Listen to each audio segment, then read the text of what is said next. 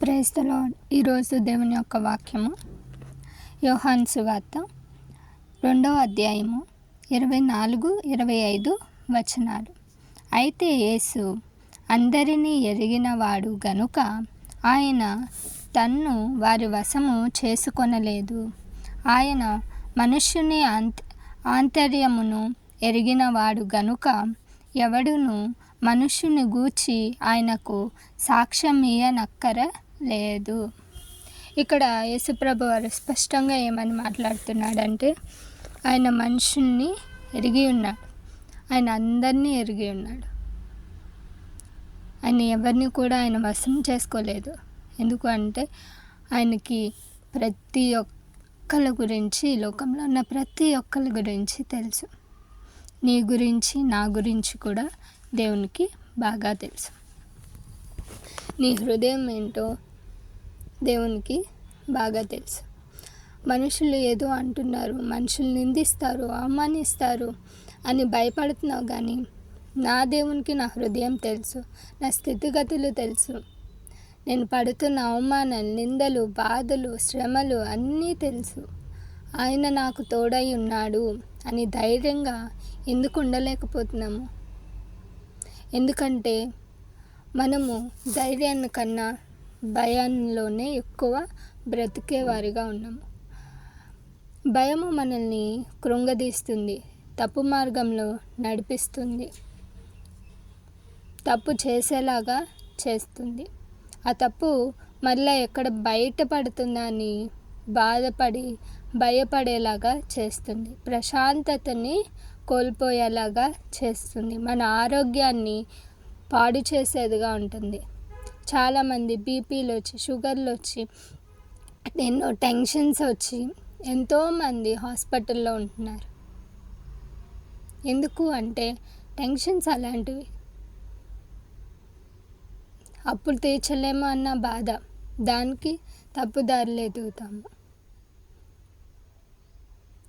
ఎందుకు ఇవన్నీ జరుగుతున్నాయి అంటే మనం దేవుని మీద పడట్లేదు, దేవుని వైపు పూర్తిగా చూడట్లేదు, దేవుణ్ణి పూర్తిగా అర్థమే చేసుకోవట్లేదు. ఇది మనందరిలో ఉన్న ప్రాబ్లం. దేవుడు నీ హృదయం నా హృదయం ఎరిగినవాడు. దేవుడు మనల్ని మనం అసలు పుట్టక ముందప్పటి నుండే చూస్తూ ఉన్నాడు. నువ్వేమవుతావో, ఏం చేస్తావో, ఎలా బ్రతుకుతావో కంప్లీట్గా ఆయనకి తెలుసు. ఇంకెందుకు మనం భయపడేది? నీకు తోడుగా దేవుడు ఉన్నప్పుడు ఎందుకు ఈ లోకం వైపు చూసి భయపడుతున్నాం? ఈ లోకంలో మనుషులు అలా అంటున్నారు, ఇలా అంటున్నారు, వాళ్ళ గురించి మనకెందుకు? మీకు ఒక సంఘటన చెప్తున్నా. నేను ఎప్పుడైతే మనుషులకి నేను భయపడుతూ బ్రతికానో, నేను ఈ పని చేస్తే వాళ్ళు ఇలా అనుకుంటారు, నేను ఆ పని చేస్తే వాళ్ళు అలా అనుకుంటారు అని ఆలోచిస్తూ బ్రతికాను. అప్పుడు నేను తప్పులు ఎక్కువ చేశాను. అంటే మనం ఏం చేస్తామంటే భయం వల్ల మనం సరిగ్గా చేయాల్సిన పని సరిగ్గా జరగదు. ఎప్పుడైతే నేను వారందరిని విడిచిపెట్టేసి కామ్గా ఉండి, నా దేవుడు నాకు తోడున్నారు, నేను ఒంటరిగా ఉంటేనే నేను సంతోషంగా ఉండగలను, నా పని నేను చేసుకోవడం మొదలుపెట్టాను. అప్పుడు నేను నా వల్ల ఒక్క మిస్టేక్ కూడా ఆ రోజు జరగదు. అంటే ఏంటి ఇక్కడ మనం గమనించాల్సింది? భయం మనల్ని తప్పులు చేసేలాగా చేస్తుంది. ఆ టెన్షన్స్ మనల్ని ఏం చేస్తుంది? సరిగ్గా జరగాల్సిన పని కాంప్లికేట్గా చేస్తుంది. అదే ధైర్యం, ఒంటరితనం మనల్ని ఏం చేస్తుందో తెలుసా? మనల్ని ఏం చేస్తుందంటే సరైన పని, మనం ఏ పని అయితే చేస్తున్నామో అది సరైన విధంగా చేసేలాగా చేస్తుంది. ఆ ధైర్యం ఎప్పుడు వస్తుందో తెలుసా? దేవునిలో మనం ఉన్నప్పుడు, దేవునిలో మనము ఎదిగినప్పుడు, దేవుని మీద మనము ఆధారపడినప్పుడు. మనుషులు నన్ను దూషిస్తూనే ఉంటారు, వాళ్ళని ఎంత ప్రేమించినా నన్ను ప్రేమించరు. కానీ నా యేసయ్య నేను ప్రేమించక ముందు నుండే నన్ను ప్రేమిస్తున్నాడు. నా గురించి ఈ లోకానికి తెలియకపోవచ్చు, నా హృదయం, నా ఆలోచనలు ఈ లోకానికి తెలియకపోవచ్చు, నేను మారిన స్థితి ఈ లోకానికి తెలియకపోవచ్చు, నా పాత జీవితము ఈ లోకానికి తెలుసు, కానీ నేను క్రొత్తగా మారిన జీవితము ఈ లోకానికి తెలియదు. నేను మారాలనుకుంటున్నాను అనేది ఈ లోకానికి తెలియదు, కానీ దేవునికి తెలుసు. యేసయ్యకి నీ గురించి, నా గురించి తెలుసు. నీ హృదయము తెలుసు, నా హృదయము తెలుసు. హన్నా ప్రార్థన జ్ఞాపకం చేసుకోండి. హన్నా దేవుని సన్నిధిలో మోకరిల్లిందంతే. మోకరించి ప్రార్థన చేసుకొని దుఃఖముతో ఉంది. అప్పుడు ఏమని హృదయంలో తీర్మానం తీసుకుంది? పాలు విడిచింది మొదలుకొని బిడ్డని, మగబిడ్డని ఇస్తే ఆ బిడ్డని అంటే సమూయేలుని దేవుని సన్నిధిలోనూ విడిచిపెడతానంది. కానీ బయట ఏలియా చూస్తూ ఉన్నాడు, యాజకుడు చూస్తూ ఏమనుకున్నాడు? ఈమె మత్తురాలయ్యింది అని అనుకున్నాడు. మనుషులంతే. మనుషులు మనం పైన రూపాన్ని చూసి మనల్ని తప్పుగా అర్థం చేసుకుంటారు, కానీ దేవుడు మన హృదయాన్ని చూసి విజయాన్ని ఇస్తాడు. హన్నా ప్రార్థన ముగించుకొని ఇంటికి వెళ్ళింది. కొన్ని దినాలకి గర్భవతి అయ్యి సమూయేలుని కనింది. అవును, దావీదు నిందల పాలయ్యాడు. దావీదు ఎందుకు పనికిరాడని తండ్రే అనుకున్నాడు, కానీ దావీదును దేవుడు అభిషేకించి రాజునుగా చేశాడు.